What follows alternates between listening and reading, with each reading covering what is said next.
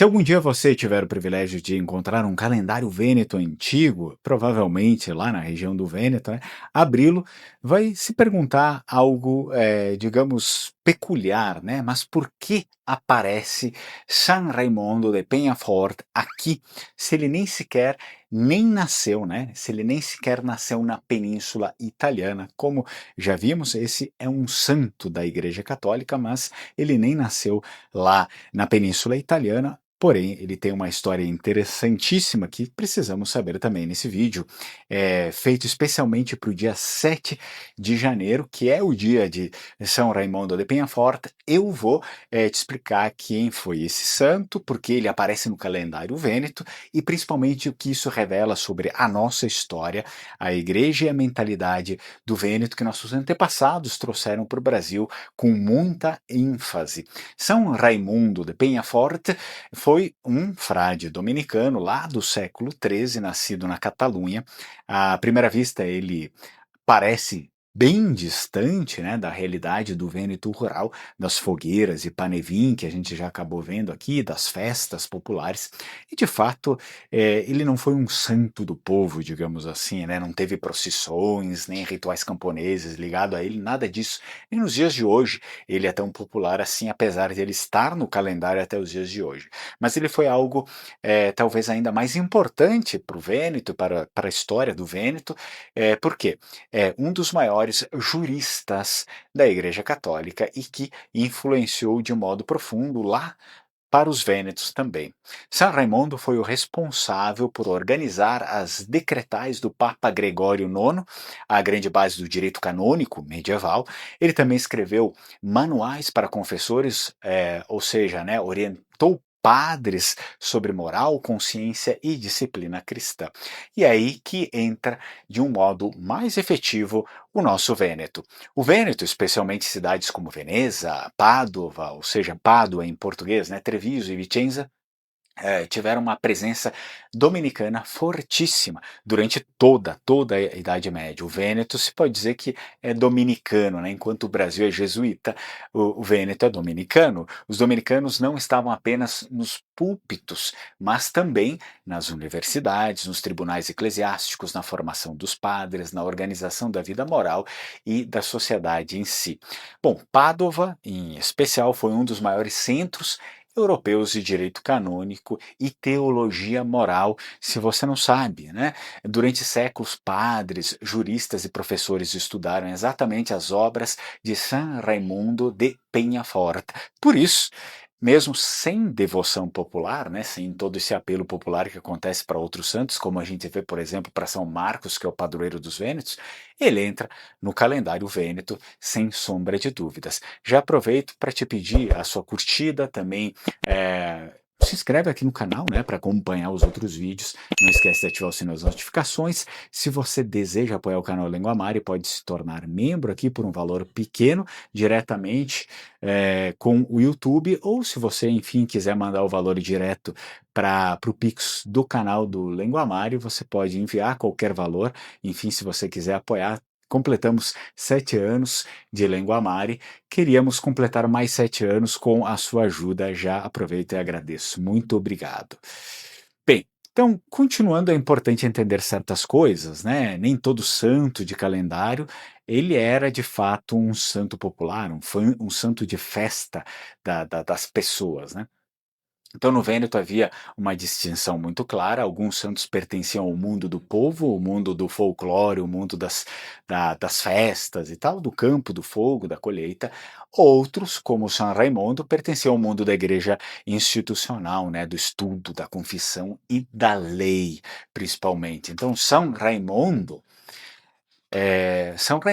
é um desses nomes aqui, né? Ele faz parte desse segundo grupo, o grupo institucional da igreja. Ele não se comemorava na praça ou na fogueira, mas nos conventos, nos seminários, nos livros, na formação do clero, né? Por isso ele aparece nos calendários paroquiais, principalmente paroquiais antigos, que eram muito mais complexos do que os calendários dos dias de hoje, né? Quando nossos antepassados vênetos vieram para o Brasil, eles trouxeram não só as tradições populares, e isso ficou evidente que eles trouxeram as tradições populares, mas não só isso, mas também essa marca profunda de respeito à ordem, à moral, à igreja bem estruturada, né? O fato de São Raimundo constar no calendário é um sinal claro disso. E ele representa assim um Vêneto que era disciplinado, juridicamente organizado naquela época, profundamente ligado à igreja, consciente da importância da lei e da consciência moral, principalmente. Os nossos mais antigos tinham isso bem claro, bem evidente. Eu sou uma testemunha disso porque convivi com os meus nonos, como a gente chama aqui, né, os nossos avós, e eles já faleceram algum tempo atrás, né? E eles já eram velhos, por exemplo, há 20 anos atrás, não eram os idosos de hoje, eles eram os idosos que nasceram lá em 1920, por aí, e eles conviveram bastante com essa geração que veio para cá com essa firmeza, né, de ética, de moral.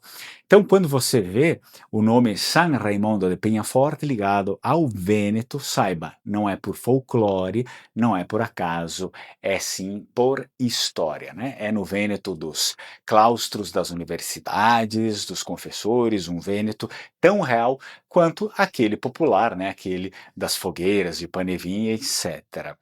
Aproveito, claro, deixo aqui na descrição do vídeo um presente para você, que é o quê? É um trecho de um documento raro medieval, escrito pelo próprio São Raimundo de Peñafort. O documento vem da sua Summa de Poenitentia et Matrimonio, em latim, né? Ou seja, é um manual para confessores dele, né? Um trecho do manual de confessores dele. Ele lançou vários, esse daqui é apenas um. Infelizmente, apenas o parágrafo 4 até o 8, né? É um dos manuais para esses confessores deste santo dominicano, celebrado também no Vêneto, de modo litúrgico, né? Ainda que de maneira modesta, celebrado, às vezes em algumas localidades mais, em outras menos. Se você gosta, né, e quer se aprofundar mais aí nas suas origens vênetas, te convido a fazer o curso intensivo de Vêneto e também de italiano, de língua vêneta e língua italiana, para aquelas pessoas que, mas eu já sei italiano, enfim, e aí como é que fica? Bom, você não vai esquecer, né? Já reforça o italiano e faz uma comparação entre o italiano e o vêneto. Aquelas pessoas que não sabem nenhuma língua nem a outra, é hora de aprender, né? Aprende ambas as línguas aí sem objeções. Eu quero aprender italiano primeiro. Aprende as duas, né? Faz como os vênetos fazem hoje em dia. Quando não pertenciam à Itália, eles só falavam vêneto. Hoje que pertence à Itália, aprende as duas, né? Não na escola, mas o italiano eles aprendem na escola, porque é a língua oficial do Estado, o vêneto com a família e com o local em si, porque se fala bastante vêneto, na verdade, com a família, os amigos, nas regiões, né? Bom, se você quiser, então, aperta aqui o link que está aqui embaixo na descrição do vídeo ou no primeiro comentário fixado, você vai entrar no nosso grupo, grupo dos interessados. Grupo dos interessados, não significa que você está matriculado. Grupo dos interessados no curso, e aí depois eu entro em contato com o pessoal, vou entrar em contato daqui a pouco, né, com as pessoas para falar mais sobre o curso, para falar sobre valores, hora, data, né, explicar um pouco o que vai acontecer nesse curso aqui, né, intensivo, e aí você decide, né, posteriormente. Mas é importante entrar aqui no grupo, tá bom? Então, apenas o pessoal que está aí dentro do grupo que vai receber essas informações. Não estou divulgando para mais ninguém, só aqui. Então, só as pessoas. Eu quero um público mais qualificado a partir agora de 2026. Não quero pessoas, enfim, que vêm só porque viram alguma coisa.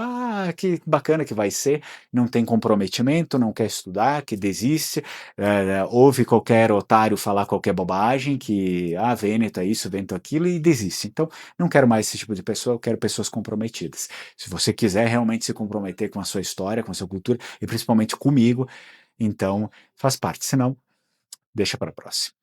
E também indico para você a Alma Cidadania, caso você queira reconhecer aí a sua cidadania italiana, para viajar para lá ou para outros lugares, ou ir morar na Itália, a cidadania italiana, portuguesa, espanhola, toda a cidadania europeia, há uma cidadania que a empresa que eu indico trabalha, tá? Faz o processo de reconhecimento. Entre em contato com eles, diz que chegou através do canal Lengua Mari para você ter um belo desconto aí no seu processo, caso você queira seguir adiante, tá?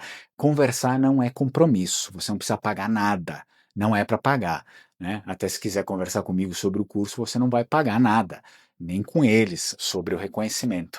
Aí depois é que tem contrato, isso, aquilo, aí você estuda, tá bom? Espero que você tenha gostado do vídeo e nós nos vemos no próximo, né? Same bem, Strucon. Tchau, tchau.